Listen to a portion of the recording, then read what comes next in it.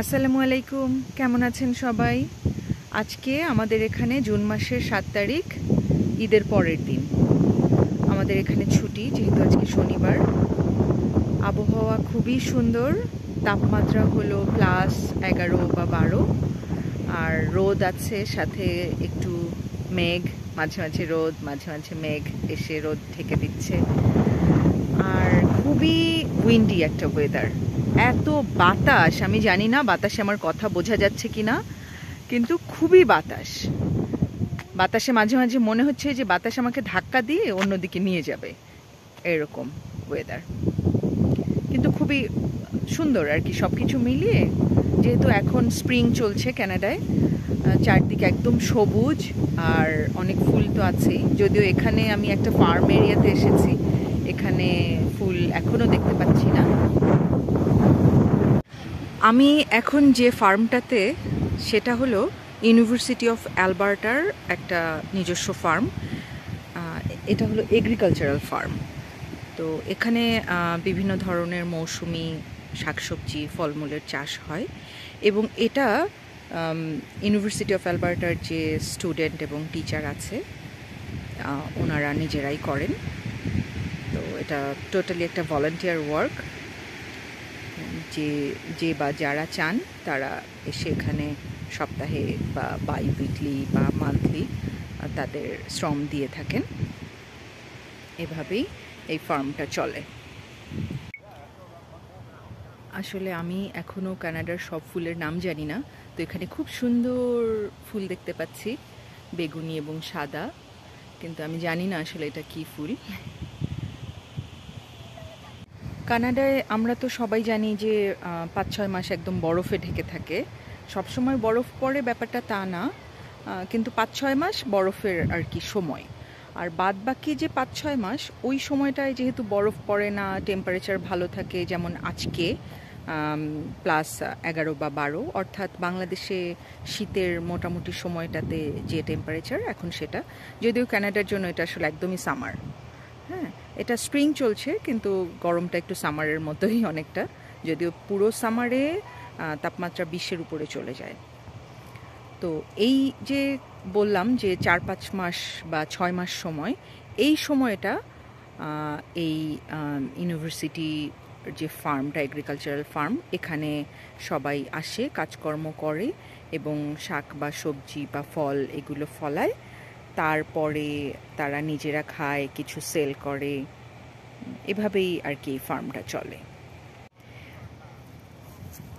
এখানে আমরা কিছু, এটা সম্ভবত হানিবেরি, আমি যদি খুব ভুল না করে থাকি। এই যে ফলগুলো দেখা যাচ্ছে, এটা হলো সম্ভবত হানিবেরি, আই এম নট শিওর। কিন্তু এই ফল কানাডায় প্রচুর পরিমাণে দেখতে পাওয়া যায়, পথের আশেপাশে একদম ঝাঁকে ঝাঁকে। এই যে এই হানিবেরি ফলটা, যে আমি জানি না দেখতে পাচ্ছেন কিনা, এটা কিছুটা টক আর মিষ্টি কম্বিনেশনে। একটু যদি লবণ দিয়ে খাওয়া যায়, দুর্দান্ত স্বাদের। এই রকম ঝোপালো গাছ কানাডার বিভিন্ন এলাকায় রাস্তার দুই পাশে থাকে। আমাদের যে বাসা, এখান থেকে বেশ অনেকটা দূরে, ওই আমাদের বাসার পাশের রোডেই আমরা রোজ বিকেলে হাঁটতে যাই, সেখানেও এরকম হানিবেরি গাছ প্রচুর দেখতে পাওয়া যায়, এবং আমরা যখন হাঁটতে হাঁটতে তখন কিছু কিছু তুলে তুলে খাওয়া শুরু করে দিই। এই যে ভলান্টিয়াররা তাদের গ্লাভস, তারপর পানির বোতল বা টুকটাক ব্যবহার্য জিনিসপত্র এখানে রেখে দিয়েছে, আর দূরে তারা কাজ করছে।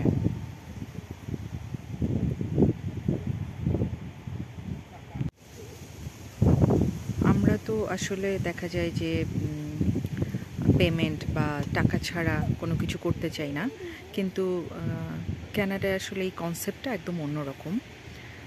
যে স্বেচ্ছাশ্রম বা ভলান্টিয়ার, এই ব্যাপারটা এখানে খুব গুরুত্বপূর্ণ এবং খুবই জনপ্রিয়। যে যখন যেভাবে সময় পাচ্ছে সোসাইটিতে কিছুটা কন্ট্রিবিউট করার চেষ্টা করছে, এটাই এখানকার সমাজ ব্যবস্থা। দেখেছেন এখানে কি চিনতে পারছেন কেউ? এগুলো কিন্তু পেঁয়াজের, আমরা যে বলি কালি বা পেঁয়াজের সোডা বা পেঁয়াজের পাতা, যে যে নামে ডাকে, এটা হলো সেটা।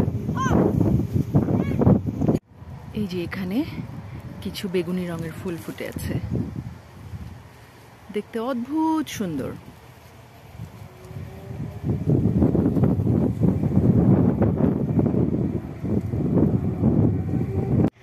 আমি যে শহরে থাকি, কানাডার, সেই শহরের নাম হলো এডমন্টন। আর এখানে প্রচুর পরিমাণে ওয়াইল্ড রোজ দেখতে পাওয়া যায়। এই জন্য দেখা যায় যে ম্যাক্সিমাম গাড়ির পেছনে যে নাম্বার প্লেট থাকে, ওখানে দেখা যায় লেখা থাকে কান্ট্রি অফ ওয়াইল্ড রোজ, অর্থাৎ যে বুনো গোলাপ, সেই বুনো গোলাপের দেশ। ব্যাপারটা একদম সুন্দর না? কথাটা তো কত সুন্দর লাগে যে বুনো গোলাপের দেশ, অর্থাৎ